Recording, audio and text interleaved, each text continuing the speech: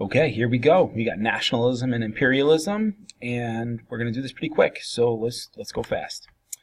So when we talk about nationalism, we're talking about pride in one's country, and the essential core question here is nationalism more of a magnet in that it brings people together, or is it more of a bomb in that it tears people apart? And we can look at it through both lenses and come to some sort of analytical approach to nationalism, like kind of a framework for looking at it. So to start with nationalism, you got to start with Prince Metternich and the Congress of Vienna, where they were looking for three things: the balance of power, compensation, of course, for fighting in the Napoleonic Wars, and lastly, legitimacy, as in having a legit king, right? Having some sort of monarch in power.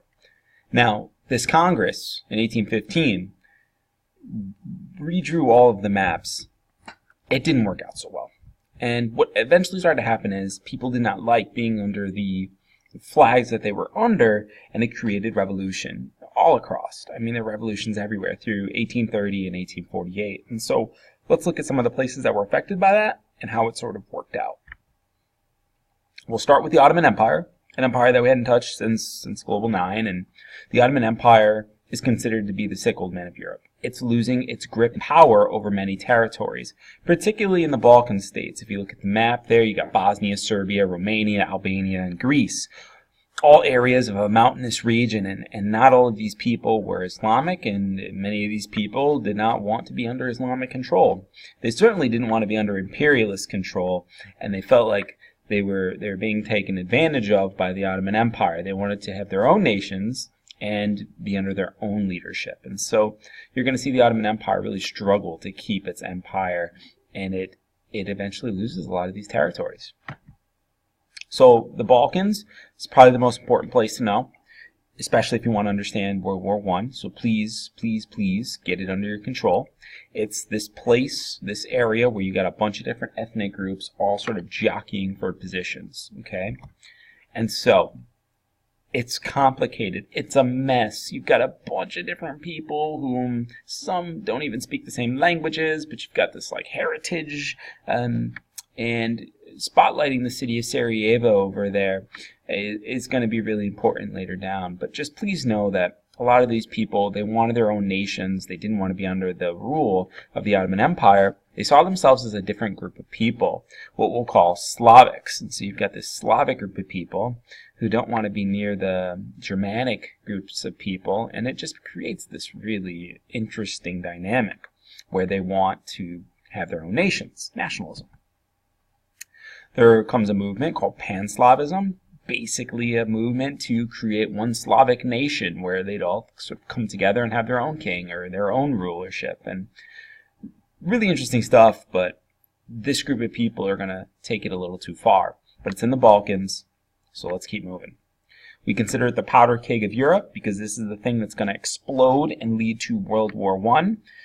It sets off a chain reaction, and if you check out my videos later on MRCASEY World War I, you'll see how this whole thing shakes out. For now, know that the Ottoman Empire is the sick old man of Europe. It is dying slowly, but it is surely going to break apart.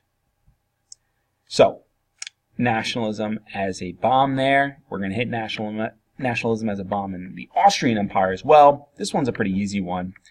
Austria had an imperial control over Austria and Hungary. Now, they have some different ethnic groups in there, but, you know, the Czechs, for example, in Bohemia. But for majority of what we're talking about here, we're going to be talking about the Austrians and the Hungarians. Those are like the big ones, okay?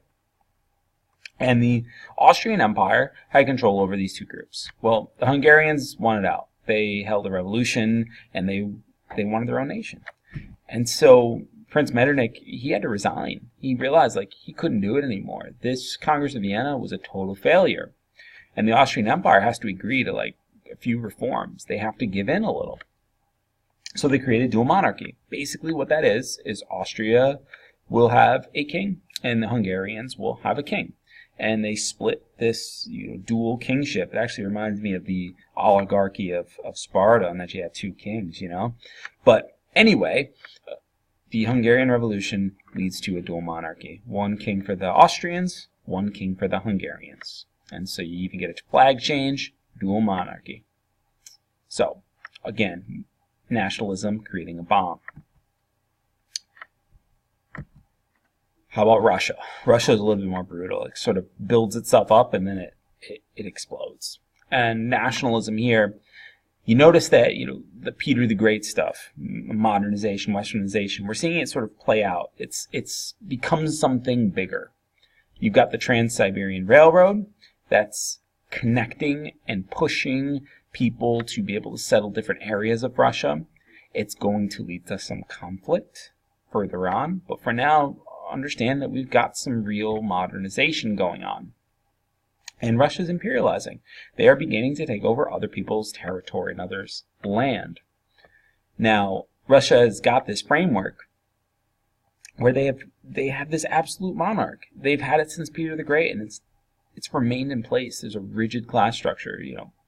You are wealthy or you are poor, and there's not a whole lot of middle class. It's difficult for you to ever get up past your station because where you're born is where you stay. So you've got this structure here. Now, here's what happens.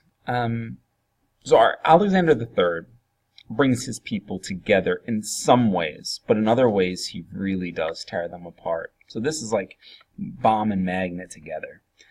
On the one side, Russification becomes a magnet for certain groups of people who are ethnically Russian. It's the idea that you will speak Cyrillic and write in Cyrillic, right? That's their language that they have. That you will grow a beard instead of shaving it off, right? You're doing the reverse of what Peter the Great wanted you to do. And you're ultimately going back to your traditional values of Russian culture. Now, here's the thing. As part of this, he exiles a group of people, a minority in Russia, the Jewish people. They're exiled to a place called the Pale. Now, you got to ask why, and the reason for that is that Alexander III, he had a brother, Alexander II, and Alexander II was assassinated. Okay, when this happens, the Jewish people who are in the Pale, who are isolated, sort of pushed apart from everybody else, are blamed. And so Alexander, to get revenge, and the Jewish people had nothing to do with this. It's just the conspiracy theories that have floated. It was probably some court intrigue of some sort between the different nobles that he had.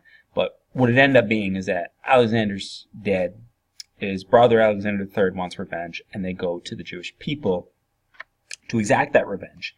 It's called anti-Semitism. It's this hatred towards the Jewish people that has developed throughout history, and they're looking for a people who's different, and they're going to blame the different. And in this case, they're blaming the Jewish people. But they inflict these horrible, what I can only describe as like riots in the Jewish people's homes, and they destroy them. A pogrom literally means to demolish, and they're going through and they are demolishing, they are destroying. And the charge is led by this group of people called the Cossacks. And the Cossacks are brutal. They are a brutal group of people, warriors, really, maybe even descendants of the Mongols, if you can think back to that. It's just this warrior group of guys that are really good in the military, but Alexander didn't have a lot for them to do. And so, a rowdy group of people like that, he gives them something to do, and he tells them to go after the Jewish people. And they do. They brutalize the children of the Pale. They go after and just mass killings, mass graves. I mean, just some of the grossest things that you can think of when it comes to human-on-human contact. And so the Tsar sends them in, Jewish people are attacked, and the Jewish people actually flee in mass numbers. Many of them are going to leave, and they're going to go to America. Now, the pogroms keep going. So when the Russian people fight in the Russo-Japanese War of 1904, they lose. And it's embarrassing. And what you'll see is that the Jewish people are blamed. It's like right after there's some failure, right after there's some hardship, it's the Jewish people that are blamed immediately. It's the Jewish people's fault for us losing the war, right? And so they go after them again. It's just a sad, sad history of these pogroms continuing throughout history. So students, when you study the Holocaust and you study the way that the Nazis did what they did, just know that this isn't like first time in history. This is a going all the way back to the bubonic plague, for example. This is an example where people have been blamed, these Jewish people have been blamed throughout history. And in Russia, we have some clear examples of that, okay? So there you go, a political cartoon describing how Teddy Roosevelt is calling out Tsar Nicholas for his treatment of the Jewish people, and the Jewish people are fleeing, okay? They come to America in mass numbers. And by the way, aren't treated so well when they get here either. So, that's the ugly stuff. Nationalism as a bomb. Let's go nationalism as a magnet and try to be a little bit more positive here. So the way I'll teach you the story of Italy is through three things: the brain, the sword, and the soul.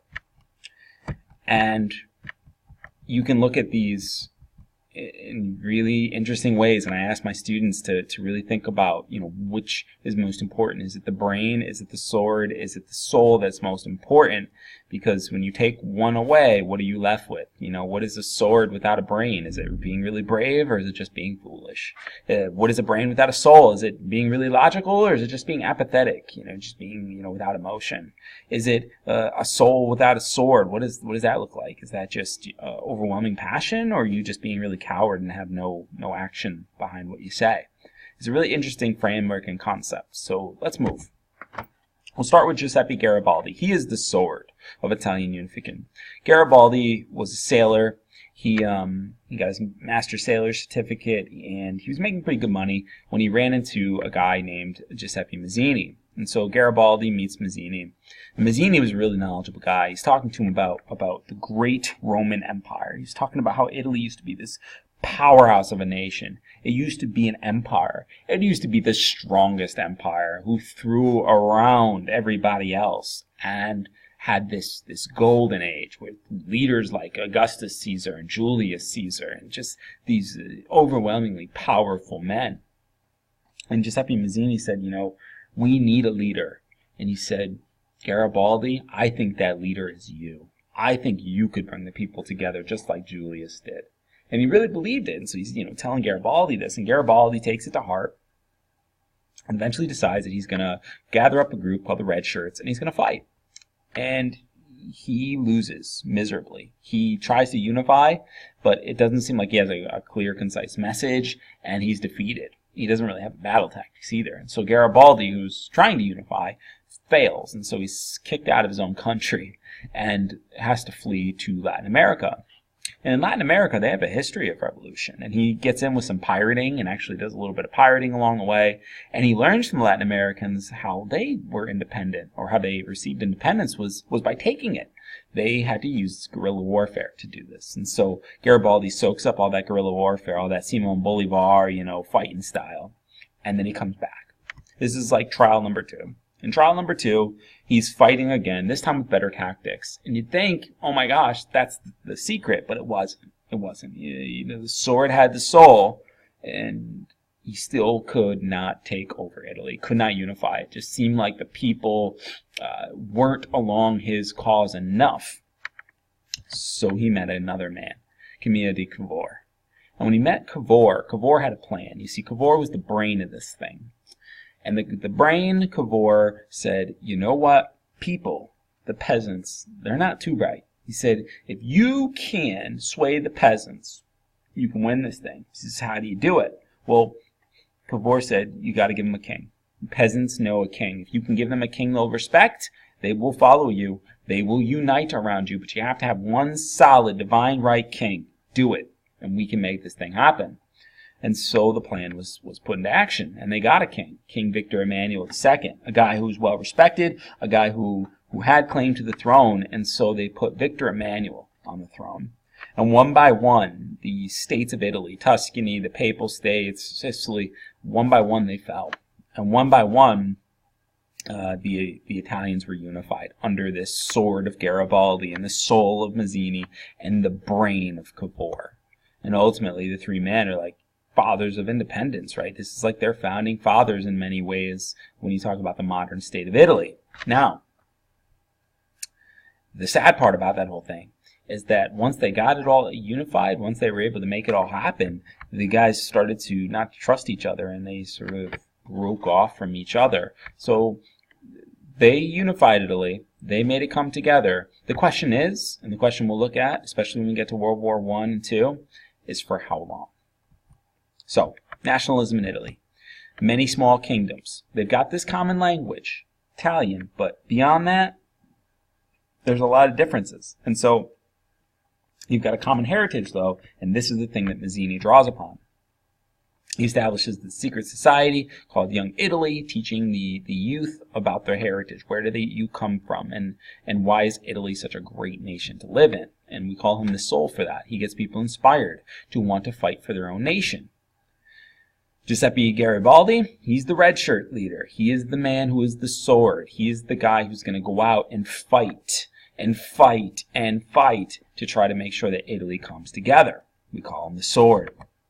Last but not least, Cavour of Sardinia, he is the brain. He's the guy that comes up with the plan to put the king on the throne, King Victor Emmanuel. And when they're able to do that, it comes together and they're able to bring this country into one nation with one king. They conquer Rome, they make it their capital city, and Italy is a nation now because of a sword, because of a soul, because of a brain, all coming together. So, helpful way to remember. I think it works out really well. So you can stack them up like this. You got Mazzini, Garibaldi, Cavour, sword, soul, brain. Or as I like to do it here, my good children should stop bullying. If you do it exactly the way I got it there, you got Mazzini, Garibaldi, Cavour, and if you line it up, you've got the soul, the sword, and the brain. Okay? So, hope that helps you. Hope that puts you in a good spot. Let's do Germany. And we're flying through this, guys, so stay with me. Here we go. We got a map of Prussia. Prussia is the most powerful Germanic state. The rest of them, Thuringia, Saxony, Baden, Bavaria, they're all German states. Forgive my pronunciation. They're all German states. They all speak German, but they're not unified yet. Keyword yet. Now, just like Italy, they're fragmented. They tried to revolt. It didn't work out so well. But the most powerful was Prussia, and it was led by Kaiser Wilhelm. Now, Wilhelm, maybe not as powerful himself, but he knew how to pick the right people. And he picked a guy by the name of Otto von Bismarck. There he is. And Bismarck had a particular strategy, a particular way of looking at things. Okay, Bismarck's idea was realpolitik. He said, let's be realistic when we negotiate with other countries. He put Germany first. He made friends, but he put Germany first. And it was based on this Machiavellian idea. He's like, no matter what it takes, we've got to become a strong nation. We've got to pull ourselves together, all us Germanic people, and make us the most powerful state in the world. And the only way to do that is to put ourselves first. Okay? Nationalistic policy. And he gave this famous speech, blood and iron. And basically, through blood and iron, he believed the country could be unified. He said, we're going to have to make sacrifices as a group of people. We will have to sacrifice, perhaps our lives in the military. And he says, we are going to need our military to make us successful. He says, the best thing we can do is use our military to become unified. That's the way to do it. Fight in wars and create these conflicts, and out of the conflicts the people will come together, the people will fight together, and the people will eventually create a nation together. So blood and iron. Know that blood stands for the sacrifice, iron stands for the militarism, and that his basic core idea is that if you can use war, you can use war to unite people. And he does it. He's going to take his forces, and he's going to go after a place called Schleswig-Holstein, to the north on the map. Now, he's able to defeat the people of Denmark, the Danes. He's able to defeat them because he has Austrian support. He's got some friends, right? And so he kind of lets the friends get out in front and help and do a lot of the heavy lifting. And then he turns on them.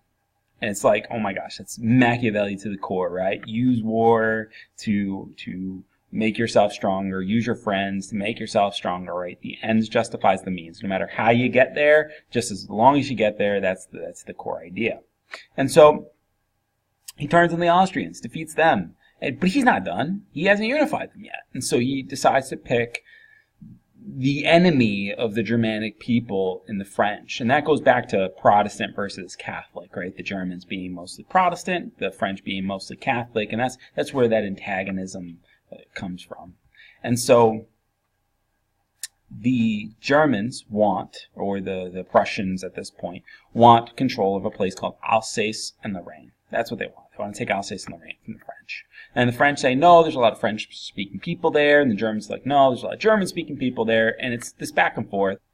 And Bismarck says, it doesn't really matter who's here and who's not. I want it. And so I'm going to go out there and I'm going to take this land. And so he pushes in there and he starts a fight. He starts a war called the Franco-Prussian War. He's victorious.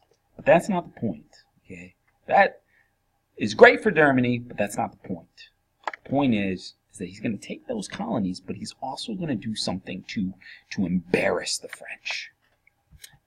He takes the Kaiser, brings him into the Hall of Mirrors, the most famous place in all of France, right? The Palace of Versailles, guys. And he goes and marches right in there, and he crowns his Kaiser right in the Hall of Mirrors. And says Kaiser Wilhelm, right? King Wilhelm as, Kaiser or Tsar, right? Think of the emperor title that he's given here. He says, you are the emperor.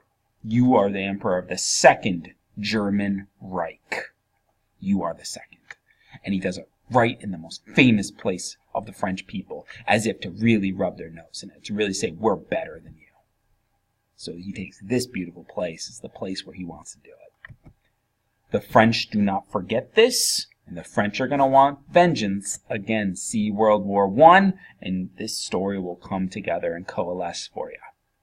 So there's Alsace and Lorraine, whom in this political cartoon are shown to really not want to go. They're not trying to go with Uncle Otto von Bismarck, but he's going to push them anyway, right? So, what's the result? 1871, Germany's unified. So just like Italy, they are unified. They are a single country, and they're going to begin to militarize. They're going to have that industrial revolution really hit them, and they're going to start to make something called U-boats. And they're going to start to make poison gas, and they're going to innovate. And the Germans are going to become this industrial powerhouse, and they're going to rival Britain as a result. So, all of that industrialization is going to lead to more imperialism, the need for natural resources, and eventually, guys, World War I.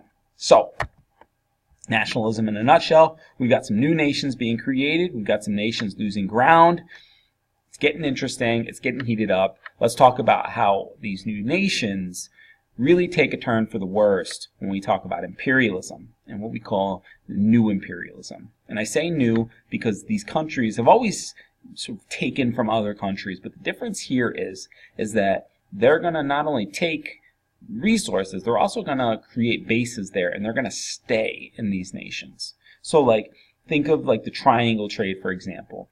Those European nations, they're taking the resources from Latin America and siphoning them off, but a lot of those conquistadors didn't really want to stay. They were moving out. And so new imperialism is really this idea that you're not only going to take over the resources of a nation, you're going to take over the land. You might use that to export some of your surplus population. In a nutshell, new imperialism is, I'm going to stay here, okay? And it becomes very competitive, and it becomes very nasty very quickly. So, you get Asia, Africa, and we're going to look at each nation and how they're really affected by imperialism. But in order to understand it, we've got to get a working definition and really understand what I mean when I say imperialism. So the definition I need you to memorize, know, like the back of your hand, is that when a stronger nation takes over a weaker nation for economic or military gain. That's the thing that I want you to know. That's a broad definition. It covers enough that we need. So, who's involved? The short answer is everybody. The top answer is Britain, and that's the people that I would like you to write your essay on for this unit. And so it becomes this dog-eat-dog world where you've got all these different nations coming after and carving up countries like China, for example, or Africa, or India. And they are brutal. They are nasty. Now, this political cartoon has even more meaning as we push further. So, what are the reasons? 4 big ones. Economic. It's going to make you a lot of money. Competition. I don't want Germany to get those colonies if I'm France because I'm mad at France. Okay, it became that petty. It's down to prestige, popularity. Who can have the most colonies is the person that's looked on more favorably. It's like trying to get the most Facebook friends. It's just this arrogant way of looking at it. Now the difference, of course, is that they're doing this to people's lives, right?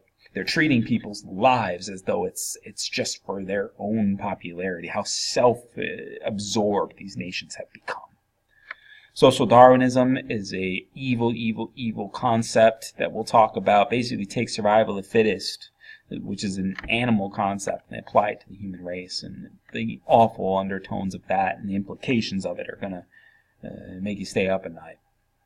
And last but not least, we'll look at white man's burden, what that was, and how that's twisted logic. So, if I were to really spend a lot of time on imperialism, I would talk about all of these things. These may not even be everything, but it's certainly a lot of them. Okay, these are all different causes. So just keep that in mind. I'm simplifying this stuff. There's a lot of different causes of imperialism. So this gives you a good framework and extra reasons why. So let's spotlight the economic motives. You're looking for raw materials. You're looking for places to sell it. The really awful thing about imperialism is that they're taking the raw materials for themselves. They're creating a finished product with those raw materials, and they're selling it right back to the same colonies where they took all that money or all those resources from. So I took your resources, I made something with it, and now I'm selling it back to you at a higher price. It's this terrible scheme. And while business savvy perhaps, morally it's just awful. And now you got your competition. So there's a real scramble for Africa. And what I mean by that is, like, they are literally like scrambling. They're trying to run into Africa and steal as much land as they can and take over as many nations as they can. And it's everybody. Everybody's getting involved in this thing. You know, from the Dutch to the Portuguese to the Spanish to the Italians. Everyone's trying to get their cut. And they're trying to outdo one another. And they're looking for popularity and prestige. They're looking to be the best European nation that's got the most colonies. Ugly stuff, guys.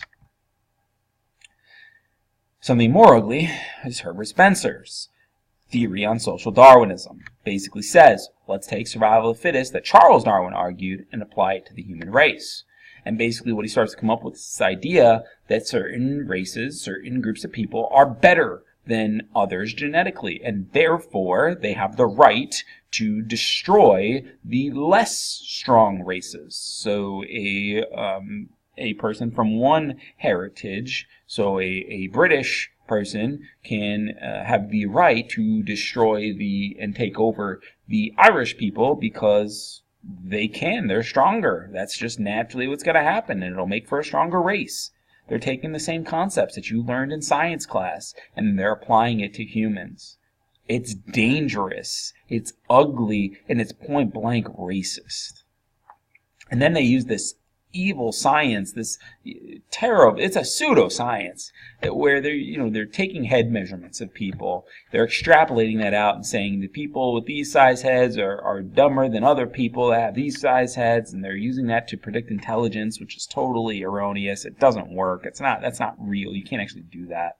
They're trying to trace people back to like animals, and so like the Irish came from like the pig, the Greeks come from a frog, and they're just doing these things that honestly, they don't even really make a lot of sense, but people put them in a journal, a scientific journal, and if you weren't really reading and you weren't really paying attention, you could just cite those journals and people wouldn't question you. And it was this evil science that created some of the backdrop for social Darwinism.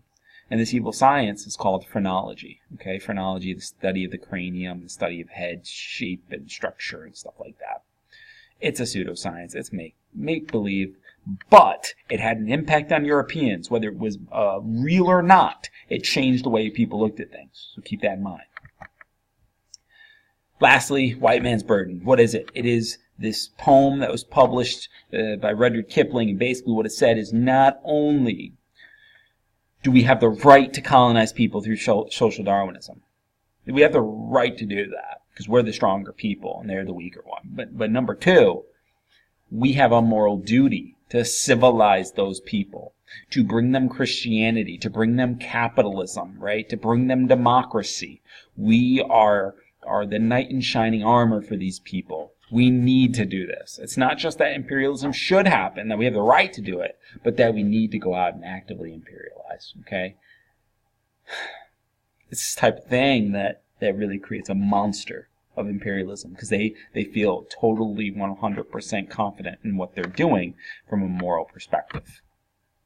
And this is written by Rudyard Kipling. it was an easy way for people to feel morally good about imperializing. So let's see how imperialism works out. This is moral stuff that they're talking about. Let's really track it, and we'll do it in a meaningful way. Let's start with Africa. We'll move through India. We'll spotlight China, and we'll finish with Japan. Let's look at it. So number one, Africa. There's a real scramble. Starts with Belgian King Leopold, who is inflicts these monstrous things upon the people of the Congo. And so let's look at it. We'll start with, what are they there for? They're there for rubber. And so they create this horrible dictatorship. What they do is they establish a quota. You have to make a certain amount of rubber here, and if you don't get enough from the rubber trees, then you're going to get your hand chopped off. And what they would do is they would target the children, and they do this to the children so that they'd inspire fear amongst the moms and dads. And it was a horrible, cruel system. If not for the photography, in the invention of the camera, it was very difficult for us to figure this stuff out. And once we did, people condemned King Leopold for his awful, awful treatment of the people of the Congo.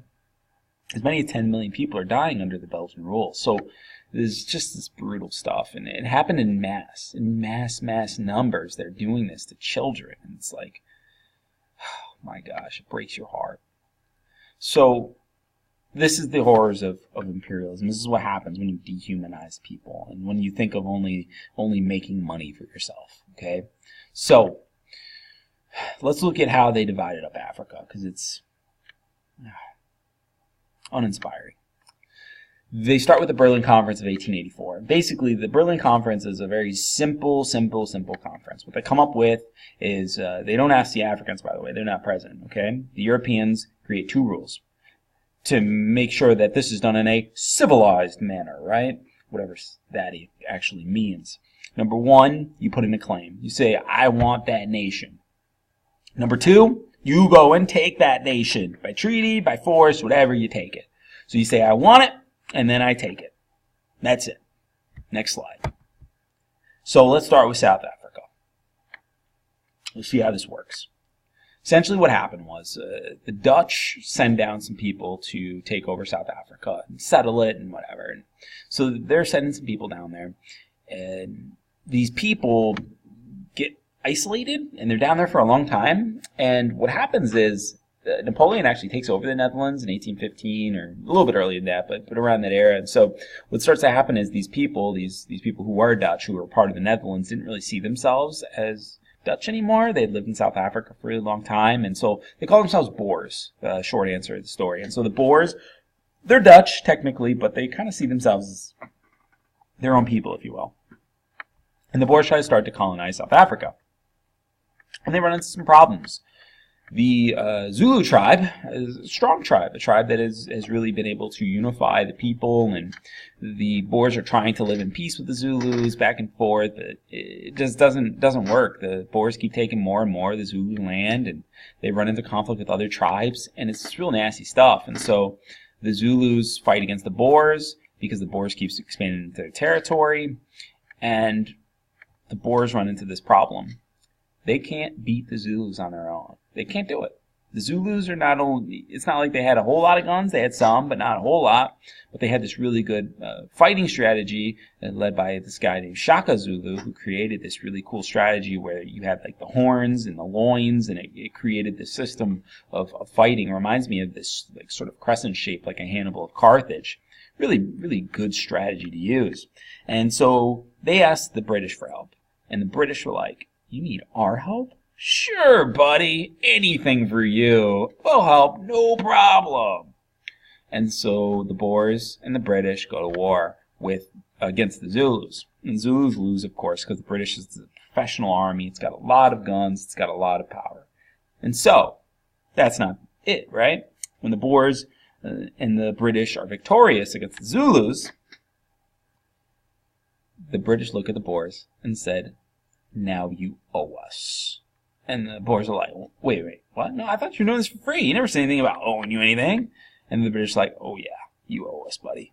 And here's what we want. We want a railroad for a diamond owner named Cecil Rhodes. Okay? So Cecil Rhodes wants a railroad that stretches from North to South Africa. I want it all across the country. And the Boers say no.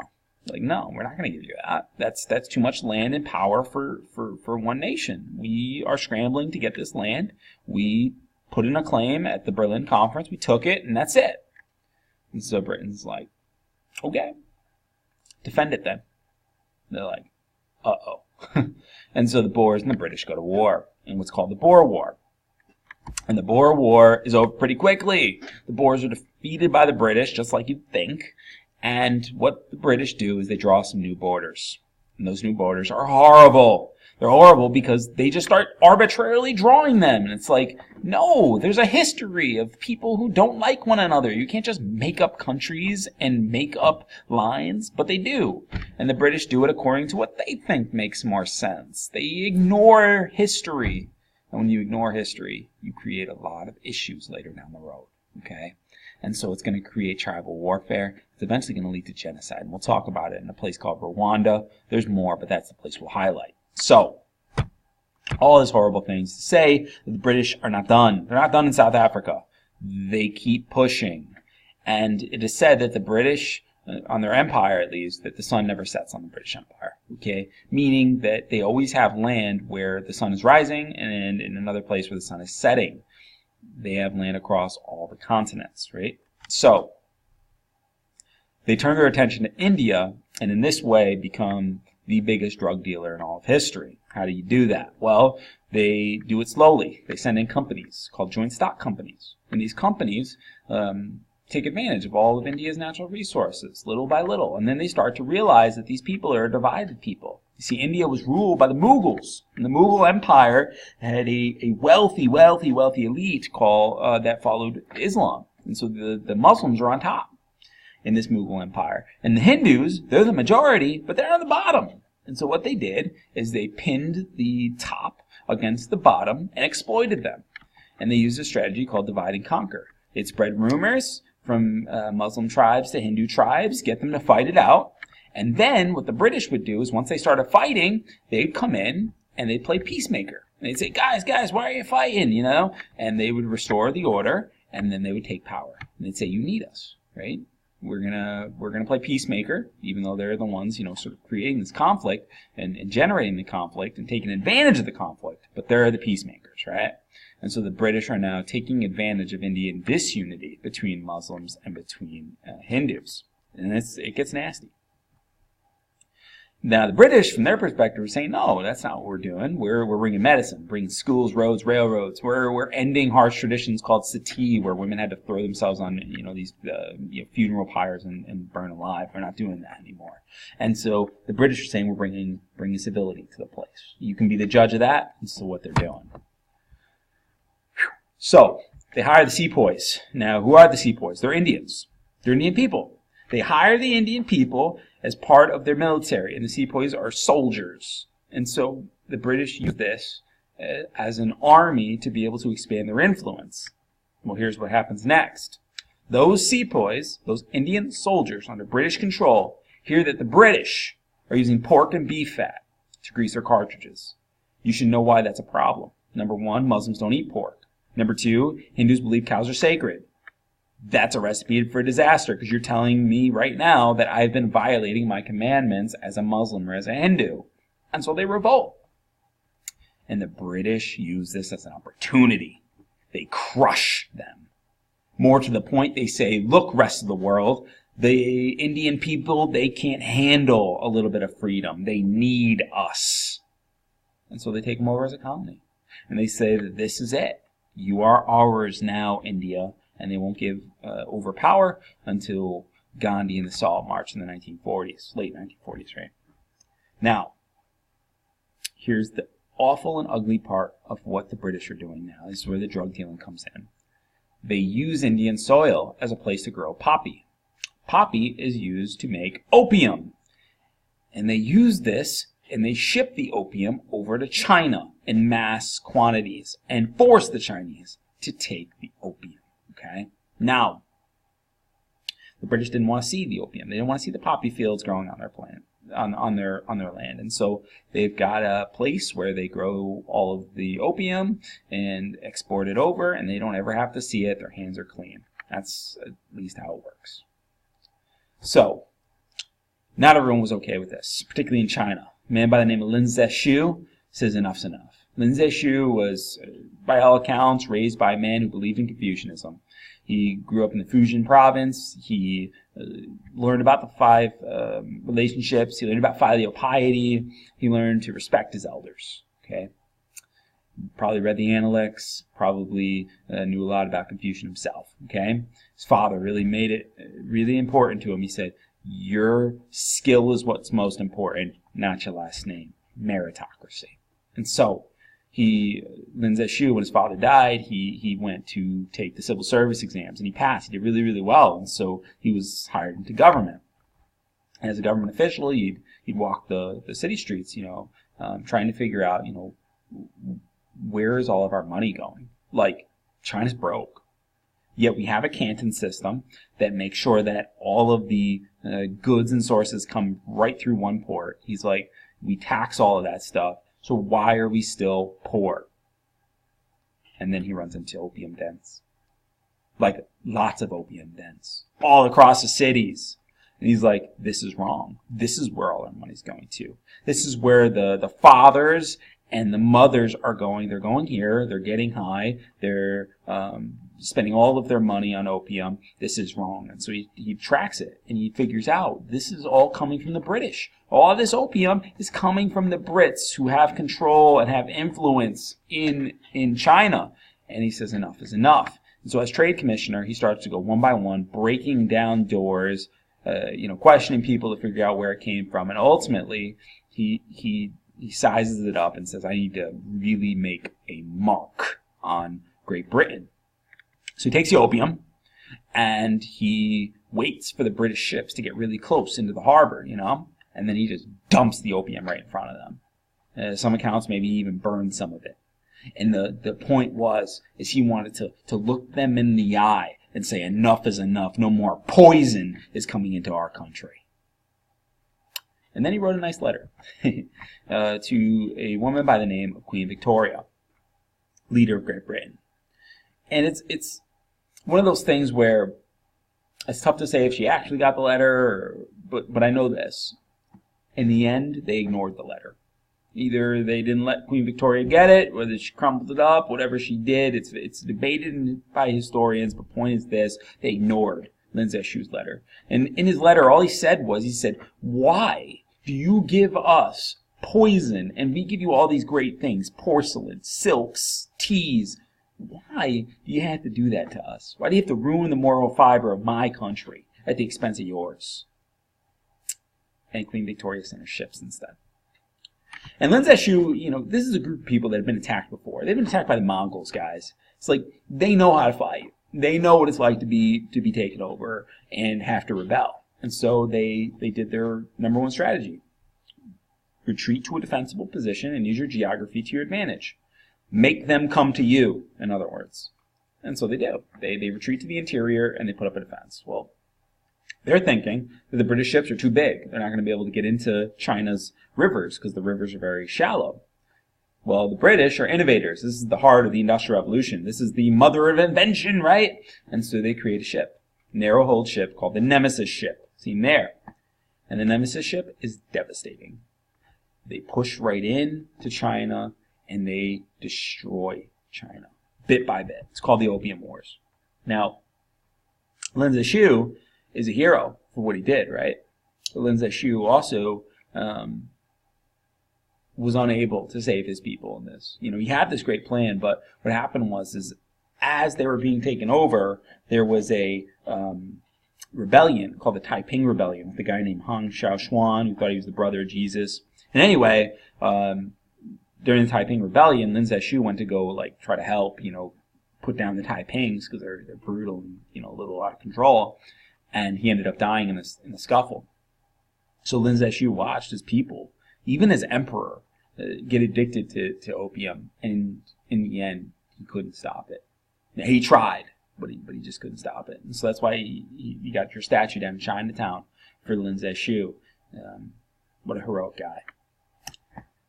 So, in the end, the dynasty known as the Qing dynasty, who was ruled by the Manchu class, they're losing their power. They are weak. They had the Canton system in place, which was a great idea. Open up one port, tax it all that's coming through, and really control your trade. Well, Europeans, bit by bit, take advantage of the system. They start doing black market trade. They realize that the Qing can't keep up with them. They can't watch them everywhere and every place. And they take advantage of some of the Chinese who are wanting to make a couple extra bucks. And they start shipping in opium. In addition to that, you've got the Taiping Rebellion going on. And so it's like this terrible recipe for disaster. And with the combination of the British coming, the combination with their own people rising up, it was the Qing dynasty really is in trouble. So there you got your opium on the bottom screen, and then on the top you got your Taiping Rebellion. So Lin Zexu, he's a man who tries to fight against the addiction. He tells Queen Victoria, please stop sending this poison in, and when she refuses, he really just sends a message. He dumps the opium in the harbor, and this is a guy who's really fighting for his people, trying to make a name for himself. Well, the British come back with the Nemesis ship. They're able to get into the narrow hole and the narrow rivers, and it's technology really changing history. Okay, if you ever have to write an essay on technology, this is it. This is the Nemesis ship. You do the Opium Wars combination, and you have a beautiful essay. So when the Qing are down and defeated, Britain takes advantage of them. They say, you're going to sign this treaty called the Treaty of Nanking. Or Nanjing, you can spell it both ways, doesn't matter to me how you do it. Basically, 5 ports of trade are opened. There's a tax, but the tax is limited towards the British. And then, oh, by the way, yeah, this was a war over drugs, and we force you to take drugs into your country. You're going to pay the cost of that, though. It's just horrible. It's backwards thinking, right? And if that's not bad enough, we want an island, Hong Kong, for ourselves. It'll be a British-controlled place with British laws, okay? That's ours. It's like, man, it just couldn't take enough, just whittling us away, right? And China would then be carved into what you call spheres of influence, okay? Where if you're in this particular sphere, if you're like in the north, you're in the red area, you're in the Russian sphere, you get the best trade deals there, right? Or if you're in the Japanese sphere, you get the best trade deals there, right? If you're a Japanese trader. And so they carve up China, they dominate China, and it's a situation where China's really in a bad place. And it's like, the nails in the coffin for China. They're almost done. And then someone comes walking and says, you guys are doing it wrong.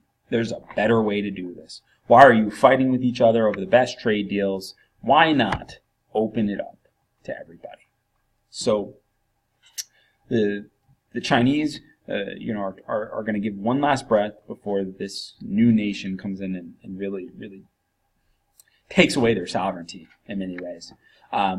The Chinese rise up in what's called the Boxer Rebellion. The Society, the Harmonious Fist come in. They fight, but they're fighting with their hands. They're fighting with, basic weapons. And what they end up happen to them is they are crushed by their guns. The guns of the British, the guns of the other colonial powers. And in particular, during this Boxer Rebellion, America steps in and they help. And they say, guys, this is how we need to do it. They said, we don't need to be fighting over each other anymore. Instead, open it all up. Treat China as a nation that is respected.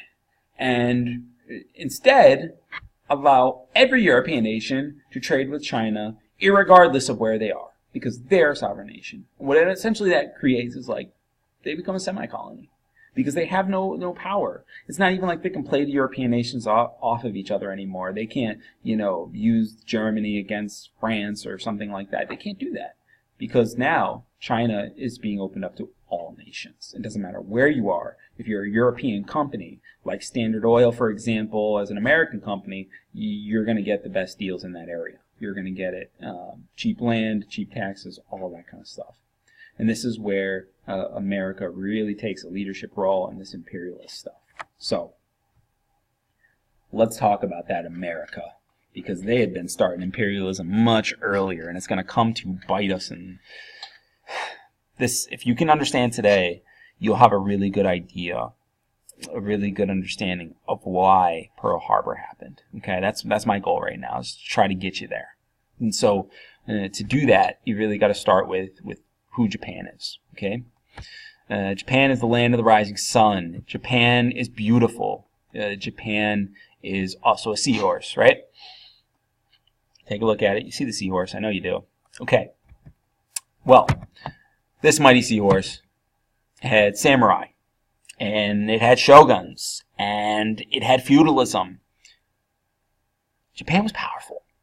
It was a nation that believed that foreigners should be out of the country, and so to that end, they even had during the Tokugawa shogunate, they had edicts to keep foreigners out, and so if you ever left the country and tried to come back in, they chop your head off. Man, this is all the things that you should be going through your mind when you think of Japan. They're very anti-foreign, keep the foreigners out, and they really love their own culture.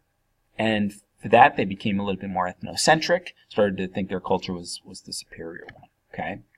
Now, this is a group of people, can you be mad at them for their ethnocentrism? I don't know, because the Mongols tried to go take them over. The Mongols are the biggest land empire we've ever seen, right?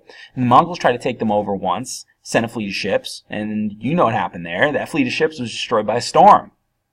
And so the Japanese are like, oh my gosh, we got lucky, right? These Mongols are brutal. And the Mongolians saved up a little bit and got another fleet of ships. And time number 2 in 1274, they came again. And again, they were stopped by a storm. And so twice the Japanese are able to defeat the Mongols. And you remember me telling you this is the MRCASEY storm of heaven that defeated them in 1274 and then 1281. So in this situation, Japanese, just giving you a framework, have defeated outside nations before. Maybe the most powerful outside nation. I don't know. But they have kept to themselves until Friday, July 8th, 1853. Everything changed. 4 black ships appear in the harbor, looking out. They don't do anything. They just sit there.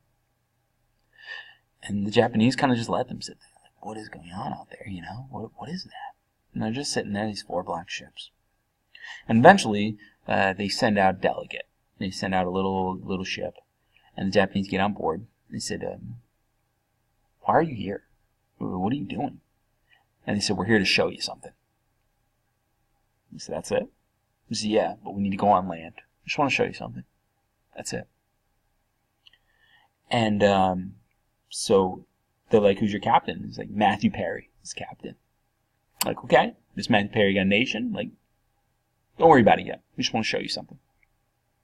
And the Japanese come to terms. They're like, okay, that's it though. Once you show us, you're leaving, right? And he's like, yep, Scout's honor, we're leaving. Absolutely. And Commodore Matthew Perry goes on shore. And the first thing they show him is a little toy train. That's it. Just a little toy train. Goes around and around and around. It's like, that's how we get our soldiers around. The Japanese are like looking at it like, wow, this is really impressive. Iron horses. Right. Number 2, they pull out a telegraph. They say, this is how we communicate with our soldiers. Across long distances. Japanese are amazed. My gosh, I can't believe you can do something like this, 3, a gun. They point it. They fire it with accuracy. So this is how we fight. This is our weaponry. Now, this is the people who have bows and arrows. They don't have a gun. Okay? And they're amazed by it. And I think a little afraid of it. Right? And Matthew Perry says, okay, and one more thing for you. It's a little rosewood box with a letter addressed from a president whom you've never heard of, President Fillmore. And in the letter it says something like, we're going to be back in 1 year's time to trade with you. And we expect that your port will be opened. And Commodore Matthew Perry leaves. Gone.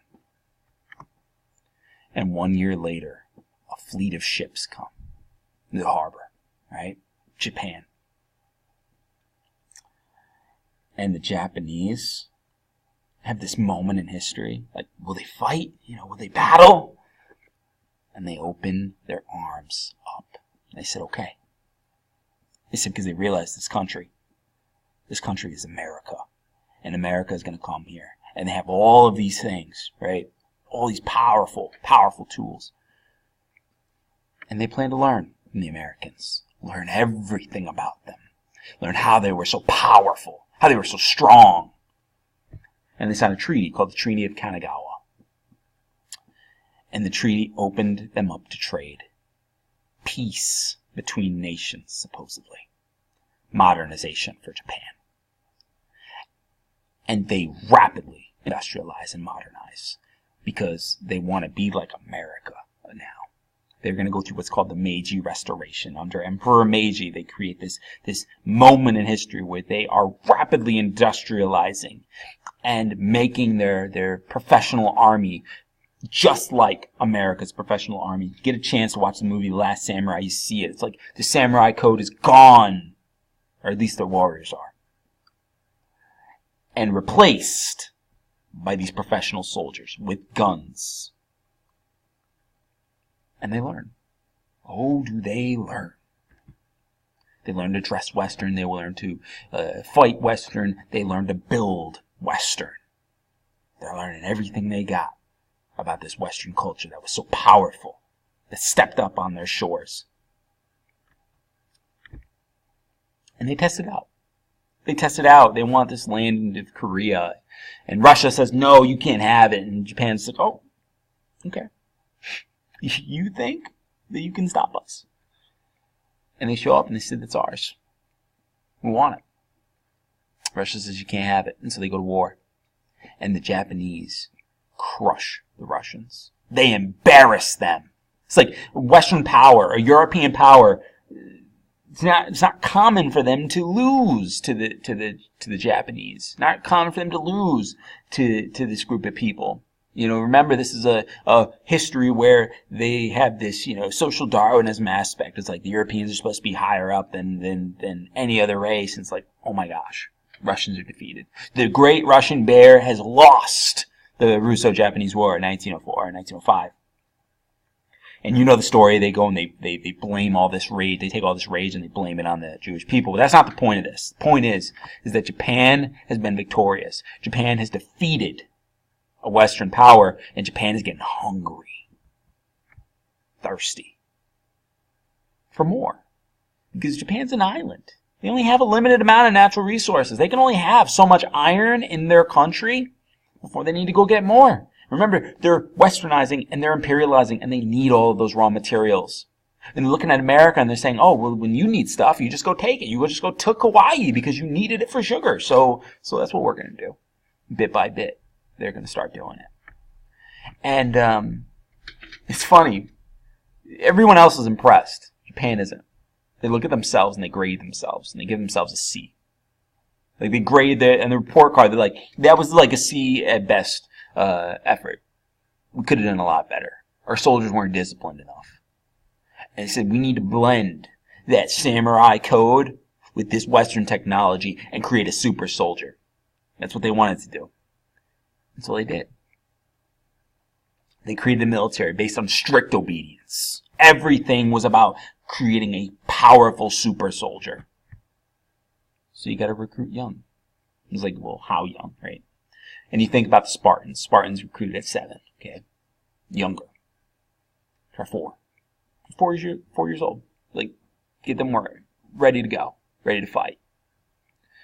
And these children are going to be taken from their homes. They're called the Sangorans, like the postmark children. They get a postmark from the emperor saying that your child has been chosen to fight for the emperor. What a great honor that is. And parents were really ecstatic. They're like, oh my gosh, my son, my baby boy has been chosen to be a guard for the emperor, somebody powerful for the emperor. This is a great honor. And so these children sent off to learn how to fight. And they're going after 2 things. They're going after iron and they're going after oil for this imperialist effort. And they grow up to be this. But I want you to know something. They ruin those boys. They create robotic killing machines taught to feel nothing, taught not to question anything. They just do.